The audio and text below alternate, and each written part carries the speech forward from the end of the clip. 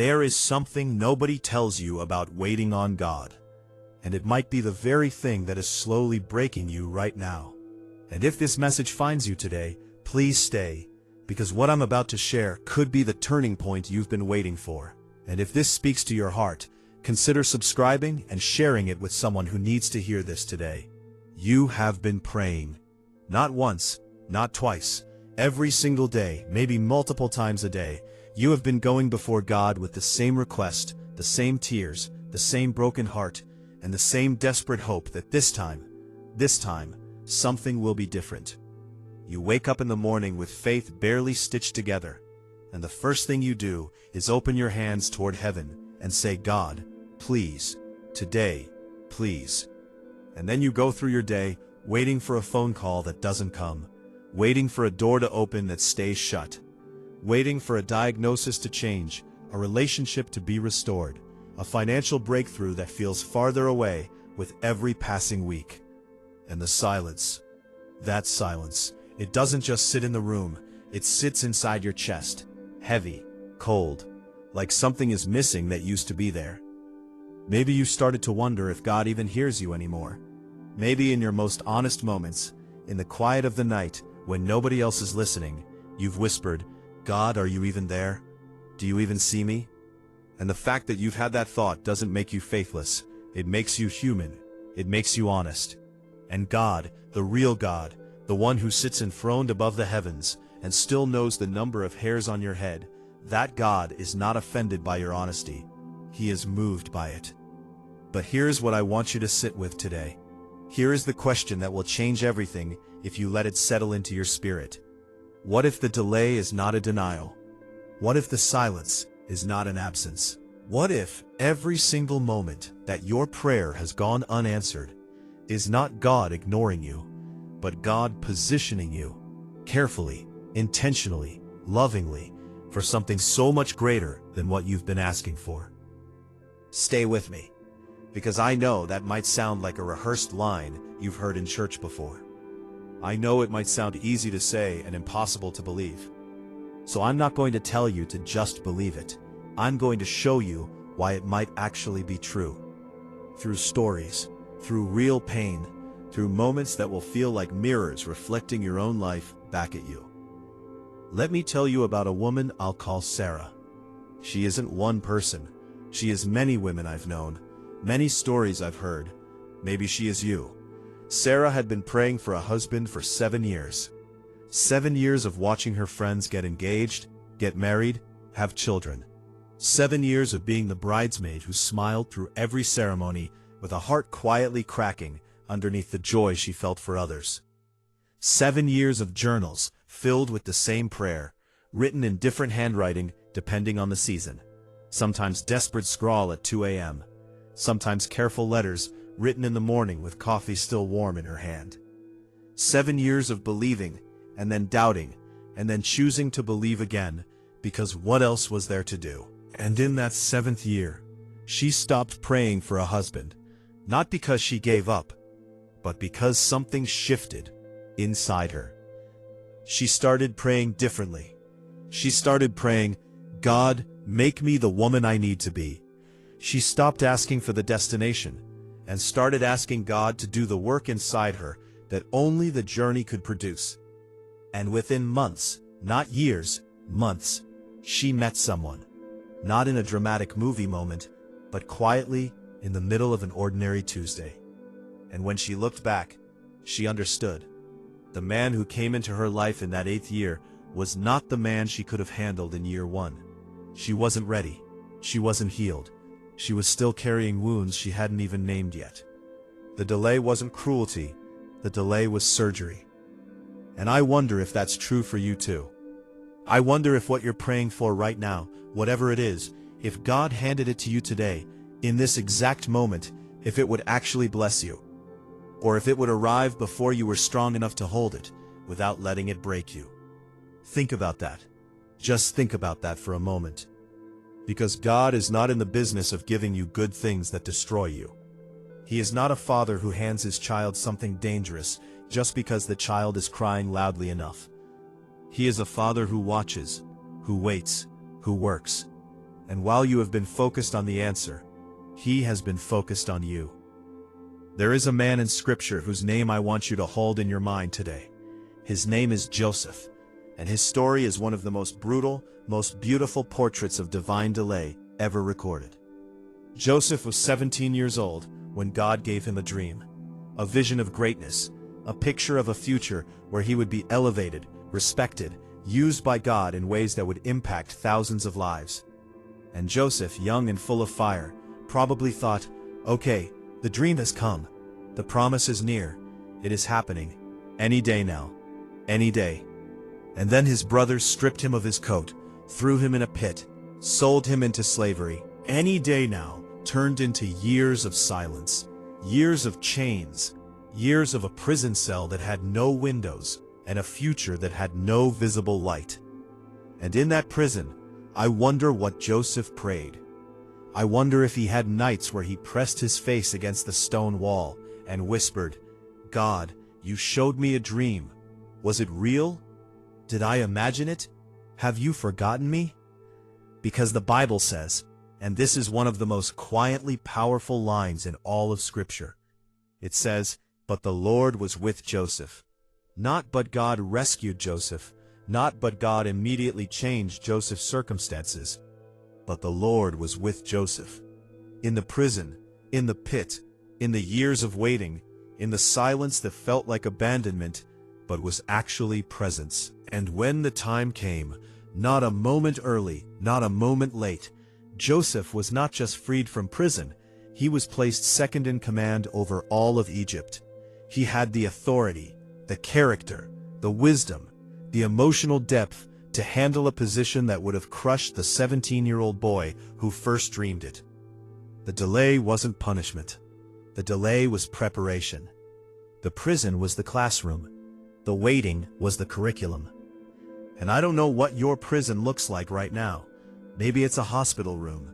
Maybe it's a failing business. Maybe it's a marriage that feels like it's running out of air. Maybe it's a family member who has walked away, and every day you check your phone hoping for a message that hasn't come. Maybe it's grief, the raw, suffocating kind that doesn't get better with time the way people promised it would. Whatever your prison is, I need you to hear this. God is with you in it. He has not left the building. He has not transferred you to another department. He sees you. He knows you. And He is working, even now, even in this moment, in ways that are invisible to you, but absolutely real. But let's not rush past the pain, because I think we do that too quickly in faith conversations. We get to the encouraging part too fast, and we skip over something important. We skip over the very real human cost of waiting. Let's talk about what the waiting actually feels like. Because if I'm going to speak to your life, I need to be honest about it. The waiting feels like rejection. Even when your mind knows it might not be, your heart receives the silence as a no. And a no from God, or what feels like a no from God, is not like a no from another person. It cuts deeper. Because this is the God who said He loves you. This is the God who said He has plans for your future. This is the God you have given your life to, given your trust to, given your hope to. And when that God seems quiet, the rejection doesn't just sting. It unravels something deep. And then there's the exhaustion. The sheer emotional weight of hoping every day and not seeing results. It's like running a race, and every time you think you can see the finish line, someone moves it further away. You start to wonder if the finish line is even real. You start to wonder if maybe you misunderstood. Maybe you prayed for the wrong thing. Maybe you prayed the wrong way. Maybe there is something in you, some unconfessed thing, some hidden failure that is blocking the blessing. Oh, that thought is a particularly cruel one, because it makes the delay personal in the worst way. It turns God's silence into your sentence, and you start to search yourself obsessively. Did I sin? Did I make the wrong choice 5 years ago? Is this punishment? Is this karma? Is God teaching me a lesson by withholding what I need? And I want to stop right there and speak to that very specific pain, because that kind of thinking, that God is withholding as punishment, that the delay is payment for your past, that is not the voice of God. That is the voice of the enemy. That is the voice that has studied your deepest shame and knows exactly which words will stop your faith in its tracks. God does not deal in that economy.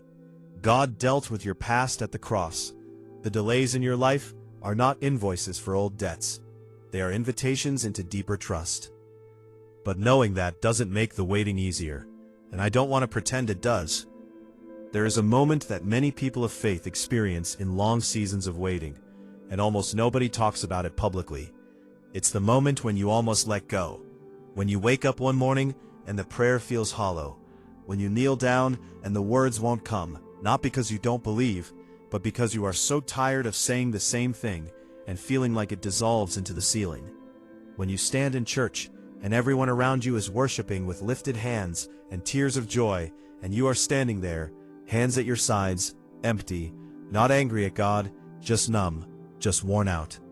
That moment, that very specific, very private moment, is one of the most significant moments in a faith journey. Because what you do in that moment of emptiness will shape who you become. If you turn away, you'll never know what was just around the corner.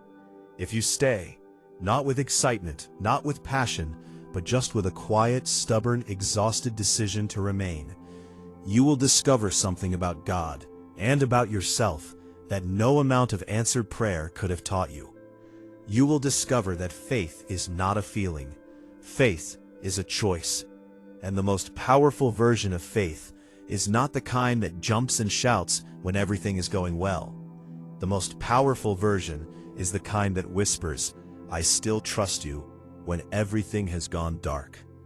If that's where you are today, type Amen in the comments. Just that one word. Because somebody needs to see that they are not alone in this. Let me tell you about another kind of waiting that I think is deeply misunderstood. The waiting that happens when you have done everything right. You followed the plan. You obeyed what you felt God was leading you to do.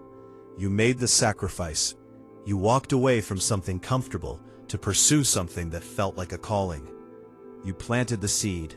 You watered it. You protected it. And it has not grown. Not visibly. Not in any way you can measure or show anyone else.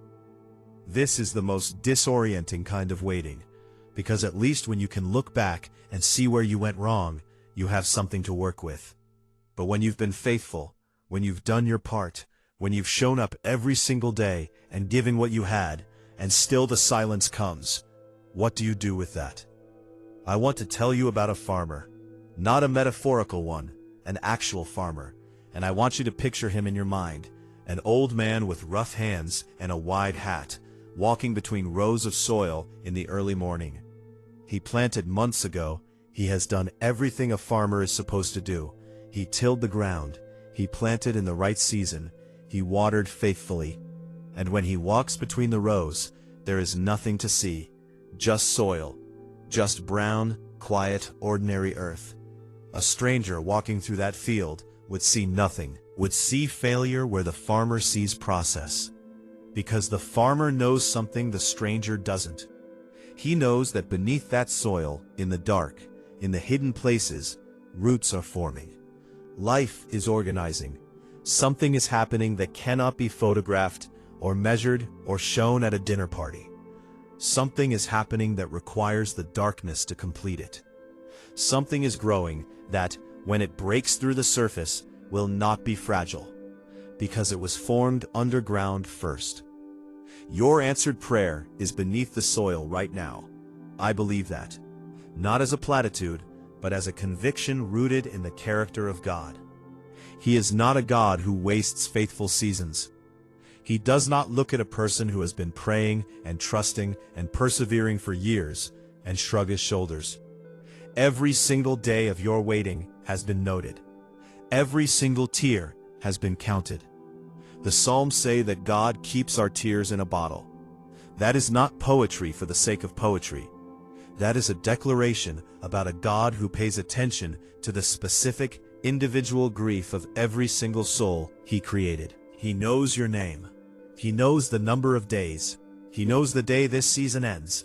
And on that day, not a moment before, not a moment after, something is going to break open in your life, in a way that will make you look back at this season and understand it differently. Not with bitterness at how long it took, with awe at how precisely it was timed. But let's go even deeper. Let's talk about something that doesn't get discussed often enough in conversations about faith and waiting. Let's talk about what the waiting is actually doing inside you. Not just spiritually, but emotionally, psychologically, in the deep interior places where who you really are gets shaped. Waiting changes your relationship with control, and that matters more than most people realize. When we pray for something, there is almost always an element of wanting to control the outcome. Not maliciously, not selfishly necessarily, just humanly. We are wired for resolution. We are wired to want to fix, to manage, to engineer our way to the result we need. And prayer, if we're honest, can sometimes be a spiritual version of that same impulse. Give me this, God. Change this. Fix this. On my timeline, according to my understanding, in the form I have imagined it in. And God, in His love, sometimes refuses to participate in that. Not because He doesn't care about the request, but because He cares more about the person making it. And He knows that a life built on controlling outcomes, even through prayer, is a life that will always be anxious, always be one unexpected event away from falling apart. So He engineers a different kind of life. He allows seasons where you cannot control anything, where you cannot pray hard enough, or believe strongly enough, or work smart enough to make it happen, where the only option is to open your hands and say, okay, you lead, I'll follow. That kind of surrender is not defeat. That kind of surrender is freedom. And it doesn't come cheaply. It cannot be decided in an afternoon.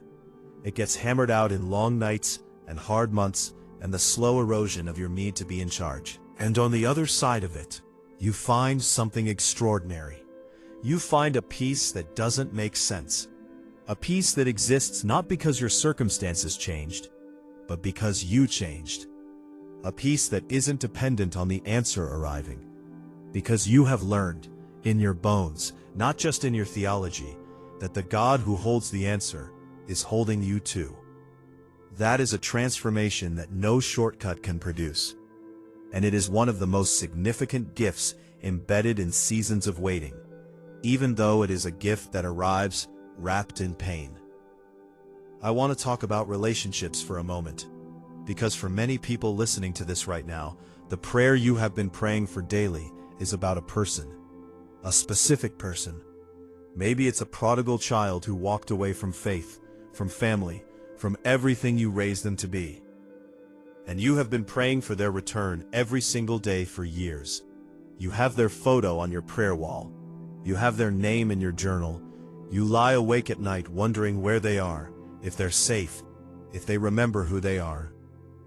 Or maybe it's a marriage that started with a promise and has slowly become a room full of silence and distance. And you've been praying for something to crack open, for a conversation to happen, for walls to come down, for something to change. And every morning you wake up hoping, and every night you go to sleep a little more depleted. Or maybe it's a friendship, a betrayal that cuts so deep that you still feel it years later. And you've prayed for healing, for restoration, for the wound to close, and it hasn't, not fully. And you don't understand why God hasn't moved. Here is something I've learned about how God works in relational situations. He never overrides free will. He never forces a human heart. He never drags a prodigal home before they are ready to come. And this means that sometimes the timeline of your prayer is not just about you and God. It involves another human being who is on their own journey, their own slow arc towards something they may not even understand yet. Your prayers for that prodigal child are not falling into silence. They are surrounding that person. They are creating an invisible net beneath them as they walk the edges of dangerous places. They are speaking a language into the spirit realm that you will only understand in eternity. There are people walking around today who are alive because their mother prayed, who made a different decision at a crossroads because in a moment they cannot explain, something shifted inside them. Something they would call a feeling, a gut instinct, a strange moment of clarity. And in heaven, when the full story is told, there will be a room where every prayer ever prayed is shown in its context. And people will see the exact moment their name was spoken into the heavens and the exact effect it had. You are not praying into nothing. You are praying into something you cannot see yet. Let me shift the angle here, because I want to talk about something that might be a little uncomfortable to hear, but I think it's necessary. Sometimes, not always, but sometimes, God is delaying the answer because the answer you have been praying for is not actually the answer you need. And the two things are not the same. What we need and what we want can look identical from the inside. They can feel like exactly the same thing. But God, who sees the end from the beginning, who sees the hidden architecture of your future, sometimes sees something you cannot see. A door you are desperately praying to walk through might lead somewhere that looks beautiful from the outside and is barren on the inside.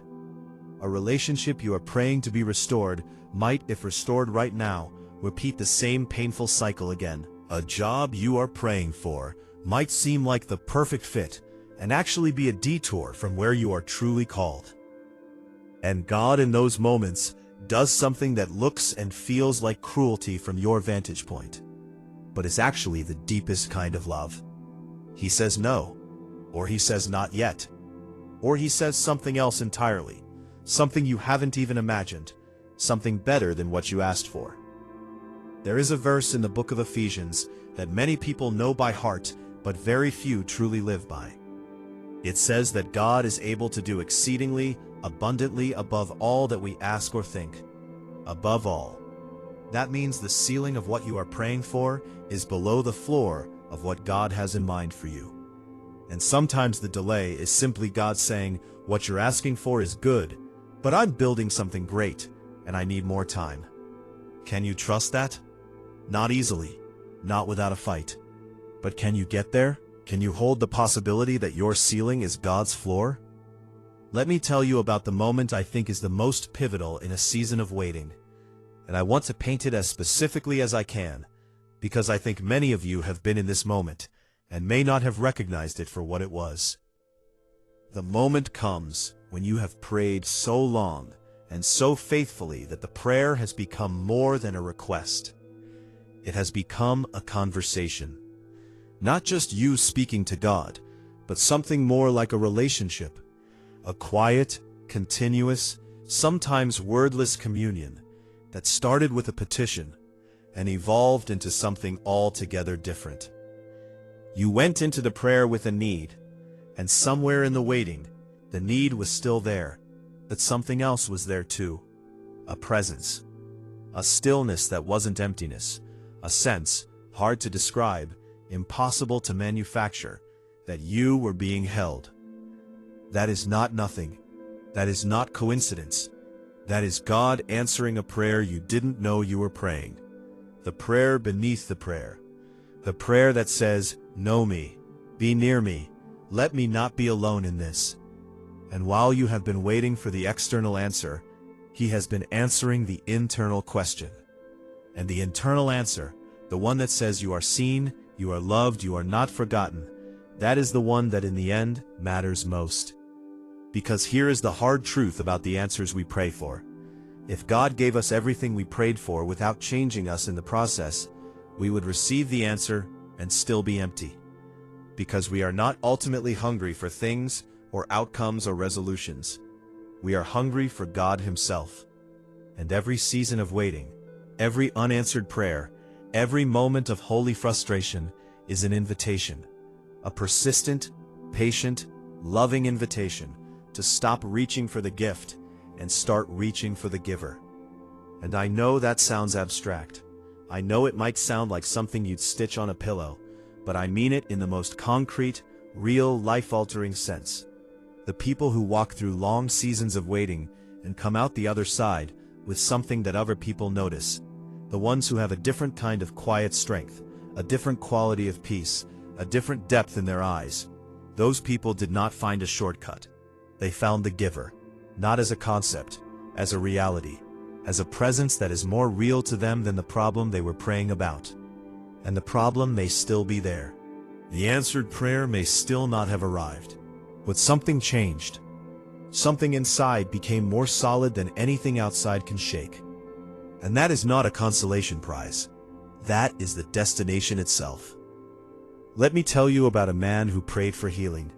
He prayed every day. He believed with genuine, powerful, unshakable faith. He had people surrounding him, praying with him, declaring healing over him. And the healing did not come, not in the form he expected. And he wrestled with that, wrestled honestly, painfully, for a long time. He had dark nights where he questioned everything, nights where faith felt like a language he had once spoken fluently, but could no longer find the words for. And in one of those nights, in a moment he would later describe as the most significant of his life, he stopped praying for healing. Not in despair, in surrender. He said, "God, I don't understand this. I may never understand this, but I choose to trust you with the thing I don't understand." And in that surrender, something broke open inside him. Not a physical healing, but a freedom, a release from the desperate grip of trying to control the outcome of his own body. And the peace that settled over him in that moment was so complete, so unlike anything he had experienced before, that he said, and I believe him, he said he wouldn't trade it for the physical healing he had prayed for. Because what he found in the place of the healing was deeper than health. It was wholeness. I'm not telling you that God doesn't heal. He does. I'm not telling you that your prayer for healing is wrong. It isn't. Pray it. Pray it with everything in you. But I am telling you that God sometimes answers in a language we have to learn to read. And the fluency required for that reading comes only through time, through waiting, through the slow, sometimes brutal education of trust. There are so many layers to this, and I don't want to move past them too quickly. I want to stay here for a moment and talk about something that I think sits underneath all of it, the question of identity, of who you believe yourself to be in relation to God during a season of waiting. Because here's what I've noticed. When the answer doesn't come, many people, almost unconsciously, begin to revise their sense of who they are in God's eyes. They don't say it out loud, but somewhere inside, a story starts to form.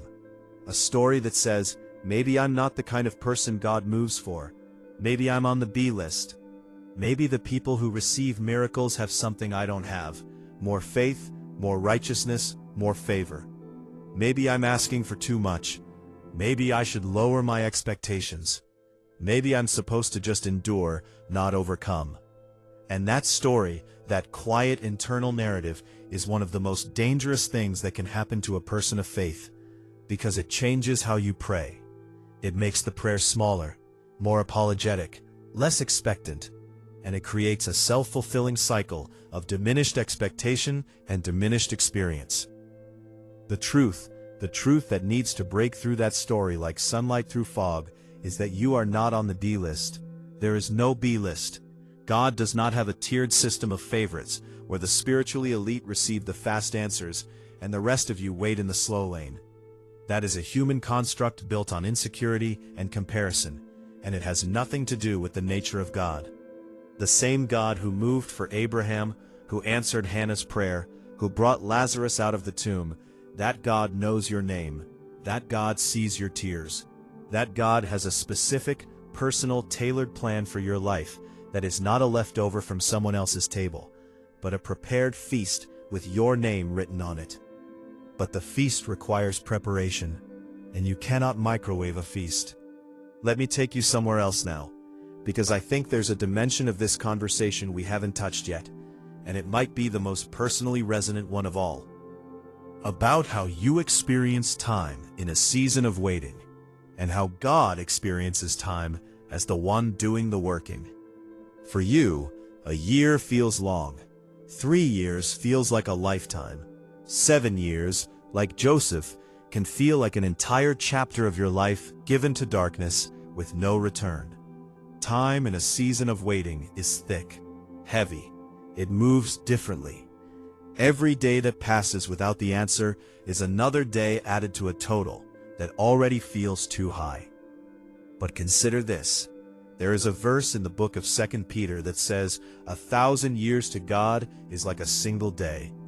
This is not just a poetic statement about the nature of eternity. It is a practical statement about how differently God sees time. What feels to you like a 3-year wait might represent, in a scale of what God is building, a very brief intermission, a moment of transition between acts, a necessary pause before the scene changes completely. I'm not saying your 3 years were nothing. I'm not minimizing the weight of long waiting. I'm saying that God, who knows the beginning and the end simultaneously, who holds the whole arc of your story in his hands at once, sees a completion you cannot see from where you are standing. And his timing is not slow. It is precise. It is deliberate. It is calibrated not to the clock on your wall, but to the fullness of what he is preparing. Think of it this way. When you look at a painting, a massive, complex, beautiful painting, you might stand too close at first and see nothing but what looks like confused strokes of color. Patches of dark that don't seem to belong. Lines that don't appear to lead anywhere. But when you step back, when you see the full canvas, the dark patches become depth, the confusing lines become definition, and the painting is better because of what first looked like mistakes. You are too close to your story right now to see the full painting.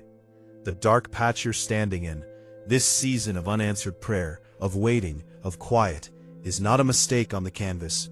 It is depth. It is defining the image. And when you are finally far enough away to see it all, it will take your breath away. Let's go back to the story, because every few minutes, I want to bring this back to real, textured human life. Let me tell you about a couple, married 22 years, who went through 5 years of praying for financial restoration. They had built a business together, lost it through circumstances partly in their control and partly not. They went from comfortable to struggling overnight. They went from a house they owned to an apartment they weren't sure they could keep. 5 years of choosing carefully at the grocery store. 5 years of watching their children wear the same shoes a season too long. 5 years of trying to maintain dignity while the numbers on the bank screen said something different. And they prayed, not just sometimes, every day, hands held over a kitchen table that had seen better meals. Both of them asking God for breakthrough. And it didn't come, not in year 1, not in year 2, not in year 3. And in year 4, the wife stopped praying for money. She started praying for courage, started praying that her husband would know his worth outside of his income, started praying that her children would grow up knowing that their family's identity was not their net worth, started praying that she herself would become someone who could handle abundance without losing the character that the scarcity built. And in year 5, things began to move. Not dramatically at first, quietly. A conversation that led to an opportunity that led to a partnership that led to something neither of them had imagined when they were praying for the first business to be restored. Something better, something more aligned with who they had become in the 5-year classroom of not having enough. And I want you to notice something about that story. They didn't stop praying. They stopped demanding that God restore what was lost and started asking God to make them ready for what was coming. And that shift, that subtle, profound shift, was the thing that aligned them with what God was already building. Maybe that's an invitation for your prayer today. Maybe the prayer doesn't need to be abandoned. It needs to be expanded. Maybe instead of "God, give me this," the prayer becomes, "God, make me ready for this. Make me the person who can carry this well. Make me someone whose hands are strong enough for the weight of the answer." That is not a smaller prayer. That is a braver one. Because it's not just asking God to change your circumstances. It's asking God to change you. And here is where it gets sacred. Here is where the conversation between you and God moves from transaction to transformation. When you stop treating prayer like a vending machine, insert faith, select answer, receive result, and start treating it like a relationship, everything changes. Everything. Because in a vending machine, the product only comes if you put in exactly the right amount. But in a relationship, sometimes the other person says, "Not that. Something better. Trust me." and trust me from God is not a platitude. It is a promise backed by the full weight of His character, His faithfulness, His track record across thousands of years and millions of lives. Every single person who has waited on God and stayed faithful, not one of them was ultimately abandoned. Not one. The story always continued. The morning always came. Maybe not in the form they planned. Maybe not on the timeline they drew. But the morning came. Child, before you go, please like this video, subscribe to this channel, turn on the bell icon, and comment if you believe I am guiding your life. May blessings follow you today.